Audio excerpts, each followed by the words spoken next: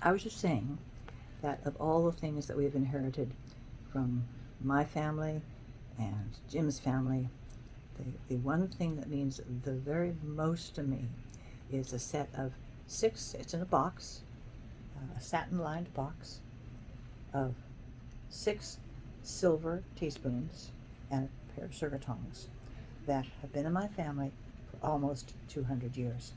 They were made in about 1829.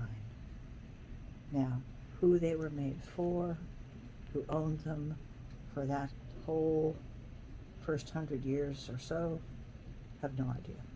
I take that back. We know that they wound up with the Burns family in Ireland.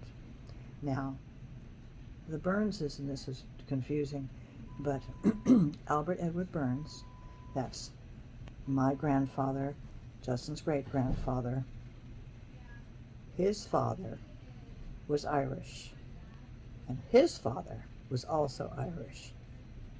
Now, I don't remember where the spoons were made, whether they were made in Scotland, Ireland, or England. They could have been made in any of those 3 places. England is unlikely. It was much more likely to be Scotland or Ireland. But we don't know. John Burns, who was Hugh Burns' father, and Hugh Burns was Albert Edward's father. John Burns, we know almost nothing about him, except that he was a British Army officer, and he was born and raised in Northern Ireland. Now, when I say he was a British Army officer, that meant he was in the British Army, but it was most likely, because of the political history of that area, that he was either a Scottish import, or an English import. Because, of course, what the British did is what they've done in many other places, is that you want to put down the local population, is you boot them off their land, and you bring in a bunch of Scottish Presbyterians and English, maybe it was Anglicans, I may have that wrong. Anyway, so we figured that's where he came from. So he and Mary Boyce Carr were both Irish. Now, that's, I'm sorry, have I been calling him John Burns? I have. It's John Carr. Mary Boyce Carr Burns' first husband was John Carr. That's the British Army officer. Okay. Can't find out anything at all about him. We know he was a British Army officer. John Carr is a name that's almost as common as not John Smith. Yeah. What we do know is that he had money. He must have had some money, because he was a British Army officer at the time. Okay, I had just been talking about the correction I needed to make. I had been calling John Burns. I've been calling John Carr John Burns, and it's John Carr we're talking about. We're talking about, excuse me, Mary Boyce Carr Burns' first husband. He was the British Army officer. He's the one we know nothing about. We do know that he was a British Army officer because his daughter, who emigrated to New Zealand, when she got married, she had to put down her father's occupation and just his occupation, and she put down British Army officer. So we know he was a British Army officer.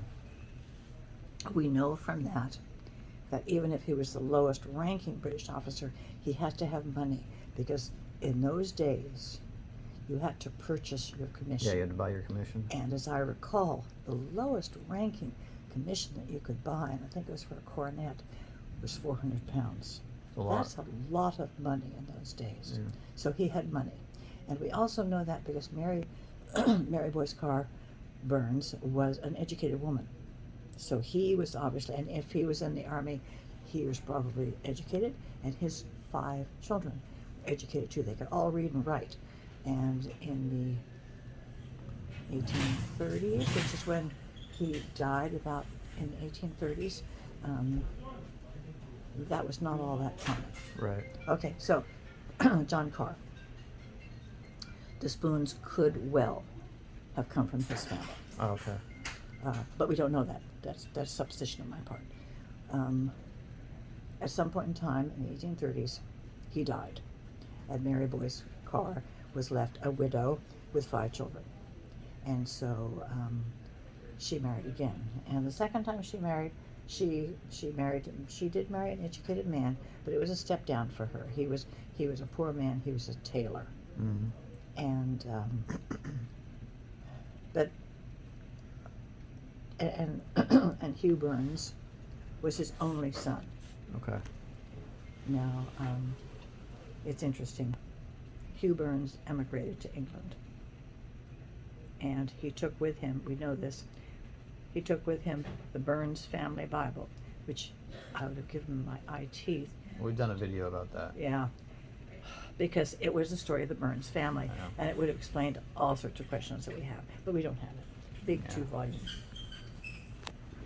2-volume Bible. Anyway, he took that with him, and at some point in time, he also got the satin case with the 6 silver spoons. Okay.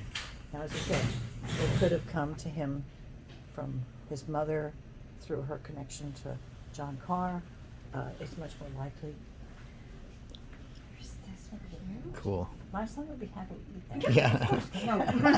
Okay, Of course. fine. Thank you. Thanks. It could have come from either of those sources. It could Mary herself could have come from a wealthy family. John Carr, we know, was probably when I say wealthy, I'm not talking I know what you mean. big bucks, but anyway, he got those 2 things, and obviously took them to England with him. Married Selina Mensley, and then there was the whole tragedy of the 5 orphans and so forth. When You're talking about the Princess Alice, exactly. yeah. You got to think about who's watching this in the future. Sorry, that's true. When that occurred, they'd left the 5 orphans, and the oldest child, Alice, was too old to go to the orphanage. The youngest child, Albert Edward, was too young to go to the orphanage. So one of Selina Mensley's sisters took him in, and she had to keep him until he was 5 years old. Just trying off the top of my head, I can't remember which one it was, but she was married. She already had kids of her own.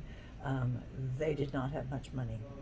When he was 5 years old, probably pretty close to his 5th birthday, they took him to the Princess Alice orphanage, because then he was old enough to go. Now the Princess Alice tragedy, was so incredible and so devastating to so many people that there was a special fund to set up to help those children. So even though they went to the orphanage, there was a special fund to help them with apprenticeships and things like that. Right. And so So one of them got the spoons, or? I'm sorry. So one of them got the spoons, or? Well, when the children went, the Mensleys were hard people. When the children went, the Mensley families divided up everything and took everything. The children had nothing. Oh, Albert Edward got to keep the family Bible. Oh. But given the Mensleys' backgrounds, they were not religious people. They probably didn't have much interest in it. Gotcha. Anyway, so Spoons. years passed. I don't even know if Albert Edward knew anything about the spoons, but many years, and we're talking long after the tragedy. Albert Edward had married, had children, grown, was probably in his 40s or so. And his wife was working, they were both working, and his wife, Henrietta Emma Dodd Burns, got a message. It was an urgent message that a woman was in the local hospital dying and had asked to see Albert Edward or his wife. And Albert Edward couldn't go, so Henrietta Emma did. And the woman's name was Terry Burns. And I've been trying to figure out who that was. It was obviously one of the Mensley children or aunts or uncles, or just somewhere in there. Right. Anyway, I think we did eventually figure it out. Terry Burns, no connection. Well, I take that back. Remote connection, and Terry's a male, but anyway, I think he did figure it out. But anyway, what she said was that she felt very guilty. She was atoning on her deathbed. She had some items that should have belonged to the 5 orphans. And one of the things that she had was the box of the spoons. Wow.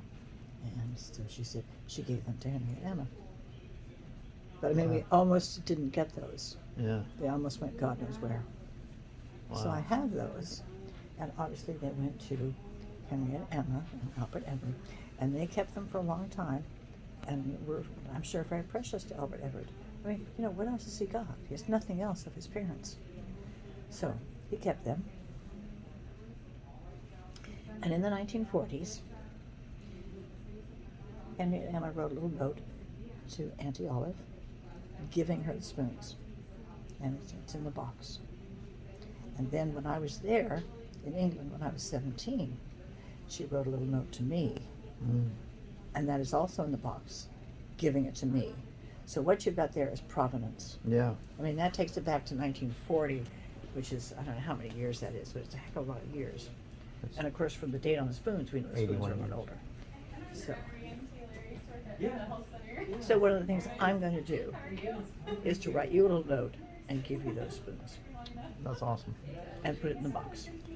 Thank you for the backstory. But that, of all other things I have, means the most to me. Well, I think that's pretty special. That's cool. That's the oldest thing we have. Yeah. So Thank you. that's it. Thank you. John Carr was a blood relative or not? He was not. Okay. He was not. That's what I thought. His, I just his wanted to- 5 children were the half brothers and sisters of Hugh Burns, who was John Burns, Mary's second husband. His only child. Got it. was Okay. Albert Just Everett. wanted to be sure I And it understood was that. Hugh. That's correct. Thank you, Mother. You're right.